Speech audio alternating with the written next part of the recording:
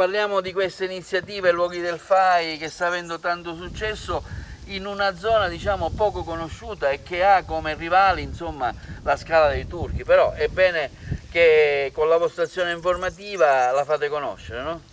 Sì, ci siamo attivati appunto su Maddalusa per proteggere una zona naturalistica che è molto bella, però purtroppo abbandonata nel degrado, e quindi già ci sono stati degli eventi, si è costituito un comitato, i ragazzi dell'associazione Trinacria hanno creato un evento per pulire la spiaggia, insomma ci sono stati degli interventi importanti, e naturalmente il fatto di consigliarlo, di votare Maddalusa come luogo del cuore FAI è un modo per porre l'attenzione su questo posto che è veramente incantevole, ma spesso purtroppo troppo trascurato.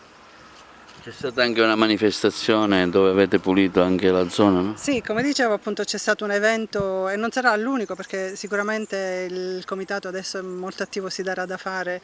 per sensibilizzare l'attenzione pubblica appunto sulla zona di Maddalusa. C'è stato anche Etano Aronica, il nostro attore famoso, insomma, di